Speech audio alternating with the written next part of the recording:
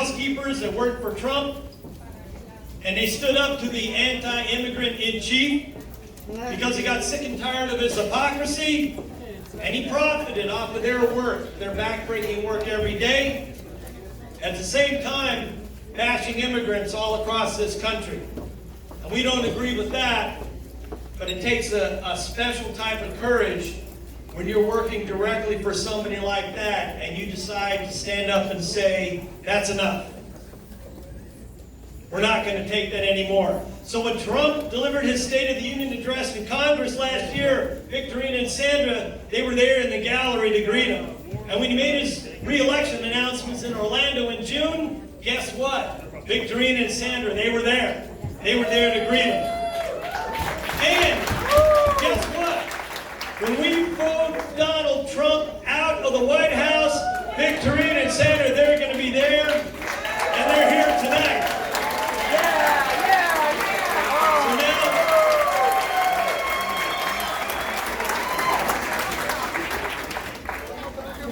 we'd like Victorina and Sandra to come on up, and we're going to have translation and help. Both of these ladies have legal status now, and they want to continue to fight and bring the fight for 11 million undocumented workers that are out there right now that they cannot vote. Sandra and Victorina know they can't vote, but it's up to us to deliver those votes. Are we ready? So here is Sandra Diaz and Victorina Morales and Annabelle Romero, their attorney. So who's up first? Sandra? Hi everyone. I'm here and I tell you a couple things. First, I'm Sandra Diaz. I'm immigrant. I'm from Costa Rica. I've been here for 10 years. Second, I worked for Donald Trump without papers for 5 years. 5 years. I'm his housekeeper, personal in his house and Ivanka's house. He knew about me. All the family knew about me. And knew how we work every single day for him. Third, I'm here because he lied about immigrants. Because he hired 100 immigrants without papers, like me, in this side.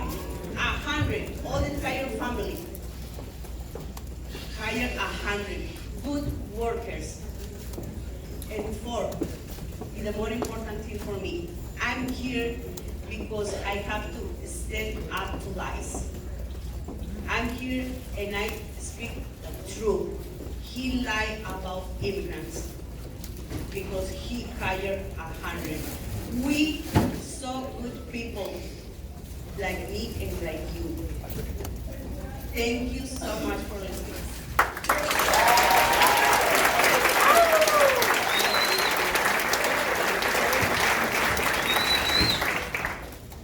Buenas noches, amigos.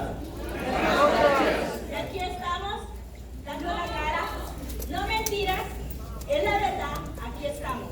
Como inmigrante, soy de Guatemala, Victorina Morales. Entré en el 99 a este país. Yes, good evening, everyone. My name is Victorina Morales. I came to this country as an immigrant in 1999, and we are here to tell the truth. Le trabajé al presidente por 5 años. Entraba a la casa de él, conocí la familia de él, la casa de Ivanka. Los domingos cuando llegaban todos los de la Casa Blanca, yo conocía a todos ellos. I knew the family. I worked for Donald Trump for 5 years. I worked for the entire family, including his daughter Ivanka. When members of the White House came to his house, I took care of them. Aquí estoy como inmigrante y trabajé sin papeles y cuando él se hizo presidente, seguí trabajando ahí. Con orgullo lo digo, porque aquí estamos dando la cara como inmigrantes, porque él es un mentiroso. Él dice que no cree en nosotros. Aquí estamos nosotros dando la cara. I worked for him without any documentation.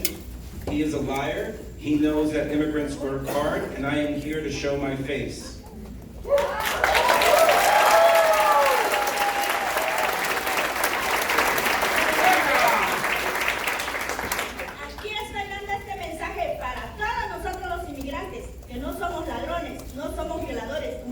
dice, aquí estoy yo, por nosotros luchamos y que todos los que son inmigrantes que salgan a la luz.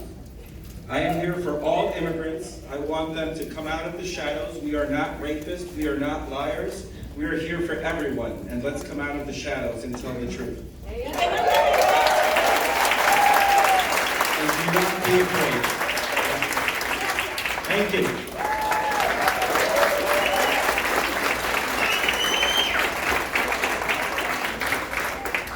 The work of our union and all unions is difficult work. It takes courage, and we know we have to face fears every day.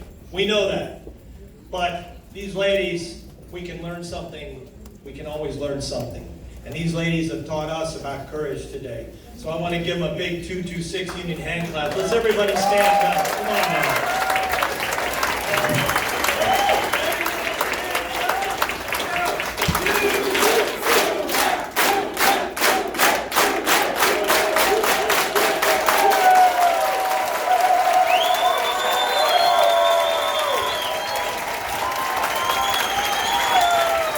These ladies deserve a standing ovation and our respect. Thank you so much, ladies. Thank you again. All right. So how we doing, guys? Are we getting warm now? We've been fighting for a long time. We've been fighting for a long time here in Las Vegas, but it's not just in Las Vegas. It's in Chicago. It's in New York. It's in Florida. Arizona. We're going to take that fight wherever it has to go. So I know that we're going to have an opportunity to ask a couple questions today. And I think that's going to be good. But guys, we're about fighting and we're about winning. And we want to show our friends, including our Senator Warren that's coming here today, what we're all about. So guys, let's everybody stand up. We vote! We win! We vote! We win! We vote! We win! We vote! We win! We vote! We win! We vote! We win! We vote! We win! We vote! We win! We vote! We win! We vote! We win! We vote! We win! We vote! We win! We vote! We win! We vote! We win! All right, all right. Who are we? 226! 226! 226! 226! 226! 226! 226! 226! 226! 226! 226! 226! 226! 226! All right, all right. Now, first, I've always said if I'm going to be in a big fight, I want the toughest guy in the room in that fight with me. But here in Nevada and Las Vegas, the toughest guy in the room is a woman. That's who it is. And she's the leader of 226, our leader, Giacomo Arguello Klein.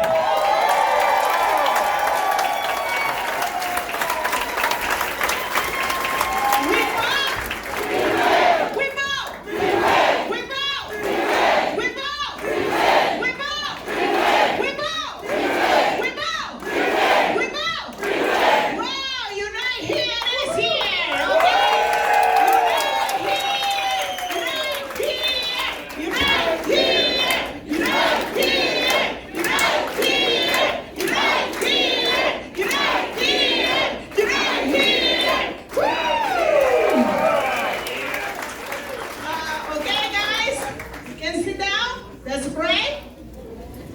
I know you did some exercise. Good evening, everybody. Good evening, brothers and sisters of the Culinary Union 226. Our brothers are united here. Good evening, everybody here. If we have any political leaders, good evening. Labor leaders, good evening. And welcome to the Unite Here Culinary Union Local 226. We are here tonight because we started a series of town halls, very important town hall for us. We had the presidential race in 2020, and we know we had to talk about the issues. We're gonna have opportunities to listen the presidential candidates.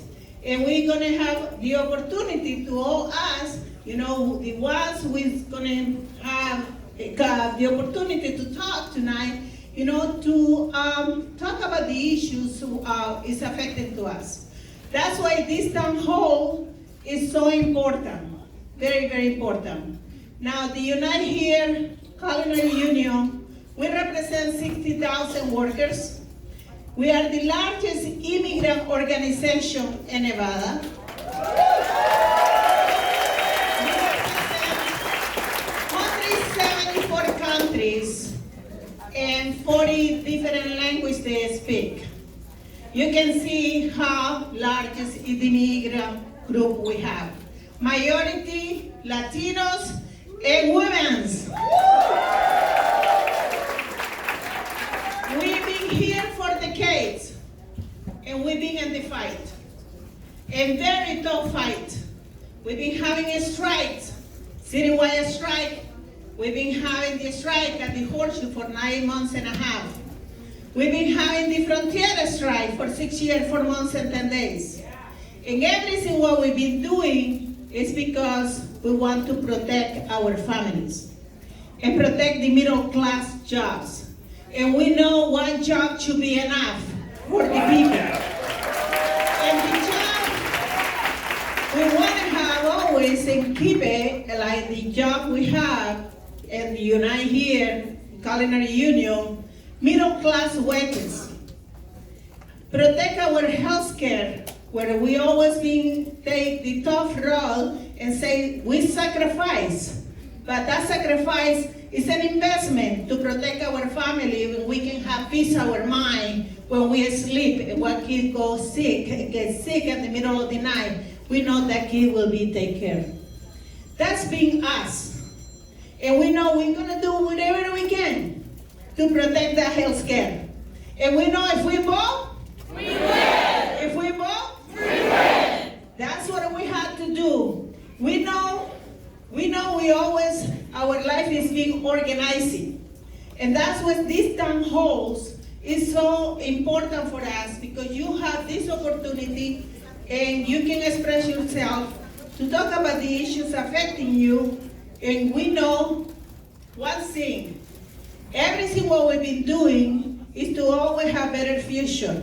People here in Unite Here, the Culinary Union, we've been protecting our pension to retire one day with dignity. And that's the dream from everybody. We know we are under attack. We have a president who is against two people who have different color than him. That's the fact. When he see people brown skin, he see us like the enemies. We're not the enemies. We're the immigrants on this country. But this country has been built by immigrants, and everybody's know that. We know we have to work really hard, but it's nothing new because we've never been having an easy road. We always took the tough road, not because we like it, it's because we have to. And we know in 2020, if we do the job, we're going to win, and we're going to have one job to be enough, and we're going to vote, and we're going to win. And we're going to have President Trump out and have a real leader. That's what we need. Now, I will introduce you, a person who I know many years back, 31 years, guys. 31 years. An incredible leader with incredible heart. The vision he had always is to protect the working families. Always work really, really hard, to make people have better life. And it's my honor tonight, to introduce you, my brother and the president of Unite Here, D. Taylor.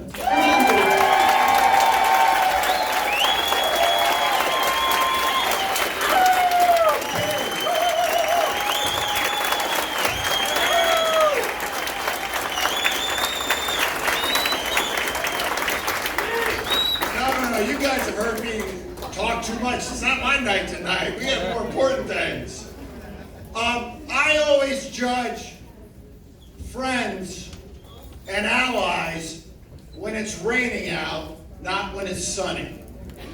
I've had many a politician who's my best friend when everything's going right, and when things aren't going right, you can't find them. They get amnesia. Well, let me tell you about Senator Warren. First, I didn't know who she was, but I saw her when she got nominated in 2008 about the Consumer Financial Protection Agency. And in this town, we saw what the damn banks did and the mortgage companies did, hurting our members. And in Washington, there was a silence until she came around. And I saw those senator ask questions that they thought were tough. In all due respect, you kicked their ass, Senator. I love that. But more importantly, at least on a day-to-day basis, when we had a strike against the most powerful university, probably in the world, Harvard University, you know, people could have slumped away, you know, good luck. She was right there on the picket lines with us against Harvard. We won that strike.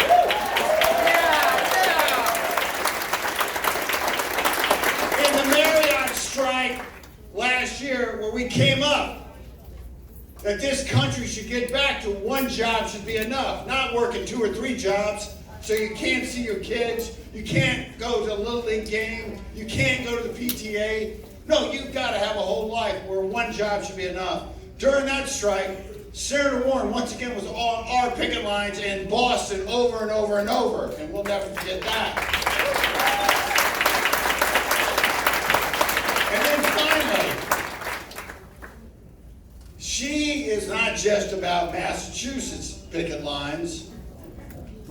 She has repeatedly reached out to the Fertittas to do the right thing at stations. And I guarantee if we decide to picket line at the stations, Senator Warren will be there too. So,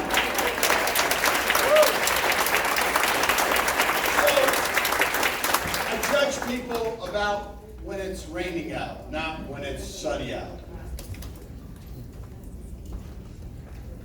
I am very proud, I am very honored, and I'm very excited that we have champions of workers running for President of the United States that not only care about us, understand us. So let's give a warm Unite Here, Culinary Workers and Bartenders Union welcome to Senator Elizabeth Warren.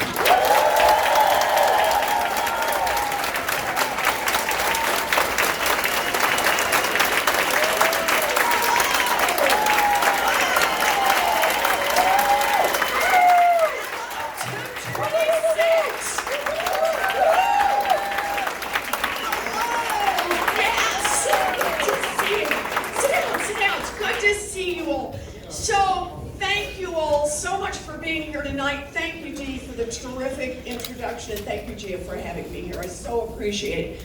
You all don't have to stand here while I talk to you. They're stools or something. So I was told what I could do tonight is I could spend a little time at the top telling you about myself, telling you a little bit about why I'm in this race. Then I'm going to take some questions that I think folks have put together. And then we'll do the most important part of democracy for anybody who wants to stay and do it. Selfies!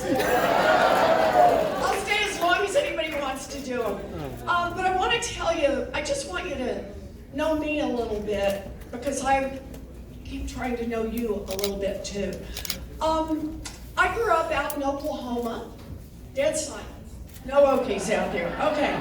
It's okay. I grew up out in Oklahoma. I'm the baby in my family. I'm what used to be referred to as a late in life baby. My mother always just called me the surprise. I have 3 older brothers. They're all now retired. And they all live back in Oklahoma. Collectively, they were always referred to as the boys. And they're still called the boys, to distinguish them from the surprise. And when we were growing up, our daddy had a lot of different jobs. He sold paint, he sold carpet, he sold fencing, He sold housewares. Yeah, we were just kind of a making it along family. By the time I was in middle school, my 3 older brothers, they were all headed off to join the military. My daddy had a massive heart attack. He survived, but he couldn't work for a long, long time. I still remember the day we lost our family station wagon. I remember how my mother used to tuck me in at night. She'd kiss me and she'd pat my blankets. She'd smile and she'd leave the room. And then I'd hear her, when she closed the door, she'd start to cry. She never wanted to cry in front of me. This is the time in my life I learned words like mortgage and foreclosure. And also the time in my life when my mother, who was 50 years old, who had never worked outside the home, saw the day when the only way she was going to save our house and our family was to get a minimum wage job at the local Sears. And that Sears job saved our home, saved our family. I had a dream. All 3 of my brothers' dream was to join the military. It was service, but it was also a path to America's middle class. For me, my dream was different. I've known what I wanted to be since 2nd grade. I wanted to be a public school teacher. Can we hear it for America's public schools? And just so you all know, I used to line my dollies up and teach school. I had a reputation for being tough but fair. It's what I always wanted. By the time I graduated from high school, my family didn't have the money for college application, much less to send me off to 4 years at university. So, like a lot of Americans, I don't have a straight line story. I don't have a straight path. A lot of twists and turns in my story. So here's how my story goes.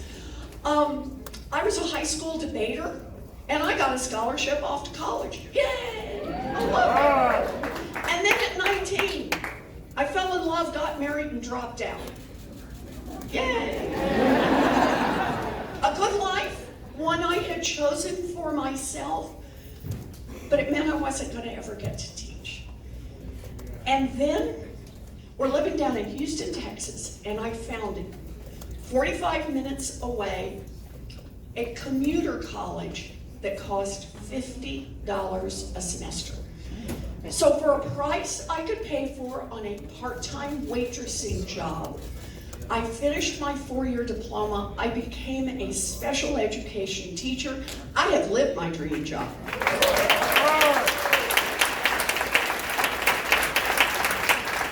Now, I love that work.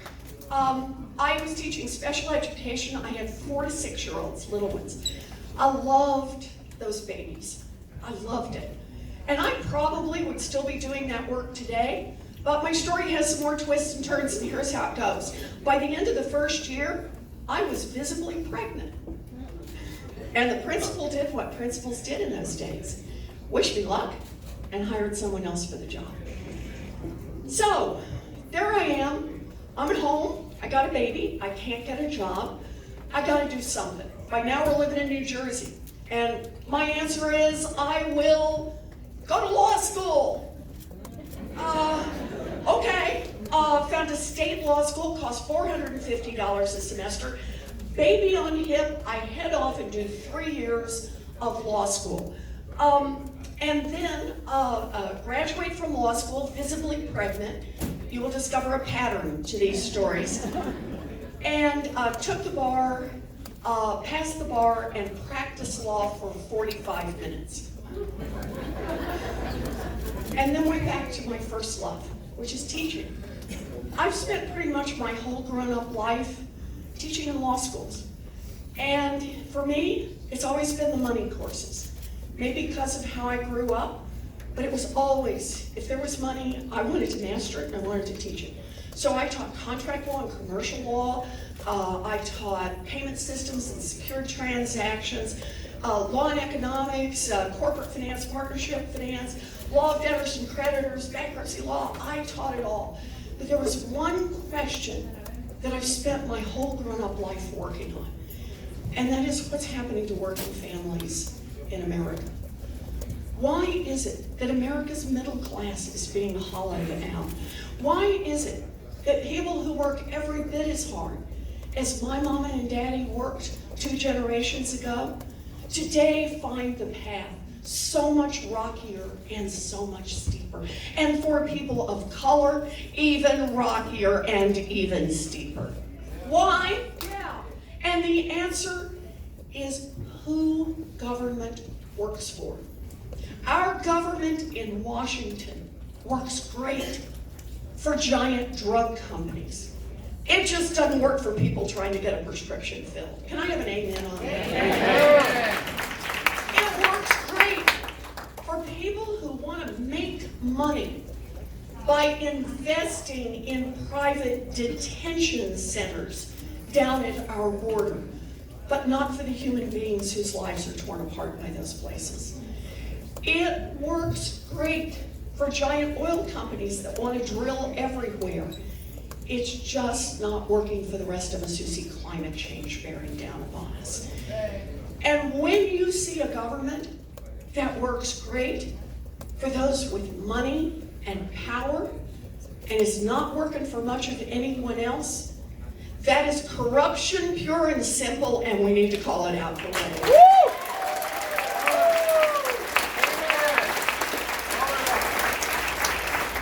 Corruption. And that is why I am in this race. Because 2020 is our chance to fight back. 2020 is our chance to fight the corruption head on, to reduce the influence of money, to remind all of America that in the billionaires versus the people, there's a whole lot more of us than there is of them.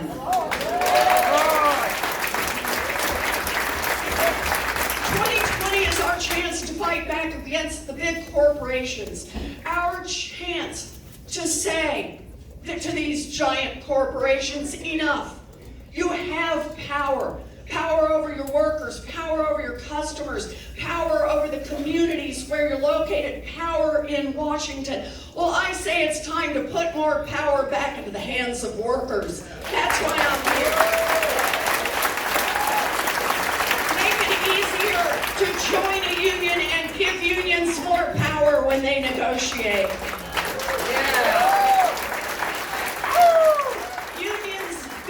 America's middle class, and unions will rebuild America's middle class.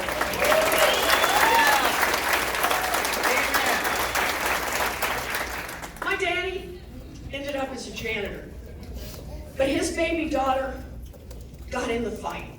I got in the fight early, and I've stayed in the fight for working people. I'm here today because I believe that your fight is my fight, and I want to take it all the way to the White House.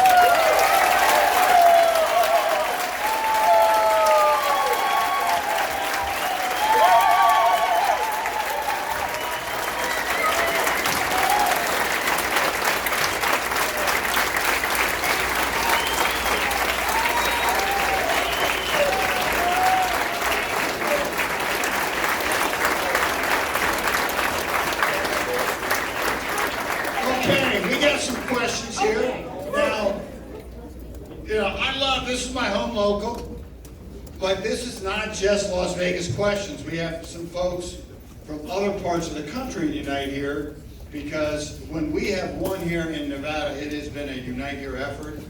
We're doing the same thing in Arizona, and we've got to turn Florida. Yep. Florida is key. No question about it. So we got a few questions, some Vegas-centric and some from Florida and other parts of Michigan, etc. So, Christian, you're up. Christian's a cook at the Cosmopolitan here in Las Vegas. I'm doing good. How about you? Good, good. Well, like Dee says, I'm Christian Bartillon. I'm a cook at the Cosmopolitan, shop steward too. Good for you. Thank you. You know, back in the days, I didn't have health insurance until I was a union. You know, thankful for my union healthcare. Covers everything. I can go see any doctor now and also get generic medication for free from our pharmacy. My brothers and sisters on the Culinary Union have been fighting for this health insurance for 84 years, you know, and fighting hard. Yeah, we're still doing it. My question for you is, what is your plan to make sure we keep our culinary health? All right, it's a great question, Christian. And I want to start by saying I toured your main facility today, and I'm just totally knocked out. Boy, if I get sick, that's where I want to be. It is a first-rate place. And for me, it was both parts. It was not only, it's a state-of-the-art facility, clearly you've got terrifically trained doctors and nurses and lots of professionals there, but also it was a welcoming place. It was a place that made it clear we're here for each other, right? And that's what healthcare should be. It's a place, it's the ideal of what we're looking for in healthcare. It's about you or your children, you know, your spouse, whoever needs healthcare, and what your doctor says, what your nurse practitioner says, what your mental health professional says, what your physical therapist says, with no insurance company standing in between to say, no, you can't see that doctor. You can't get that prescription. But sorry, we're not doing that. The co-pays, the deductibles will all be through the roof. So to me, what you've got is not something we want to make harder. What you've got is something I want to see replicated all around America. That's what I'm looking for. I want orphans everywhere.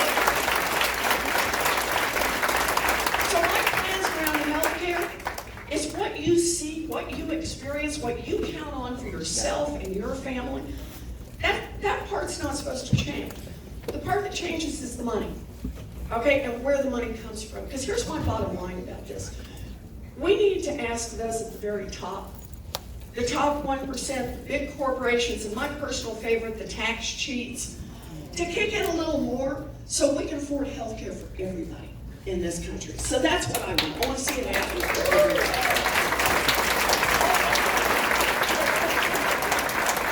Just so we're clear, for all the media, the healthcare system in this country has to change.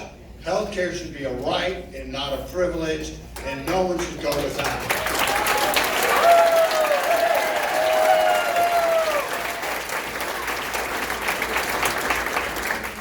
Lucella, go ahead. Hi. Lucella, and she is a porter at Excalibur. Yes. Oh, it's nice to see you. Nice to see you too. My name is Lucilla. I'm a porter at Excalibur, and I'm an immigrant to the United States from the Philippines. And right now, I'm on my way to becoming a U.S. citizen through our Union Citizenship Project. Whoa, can we just stop?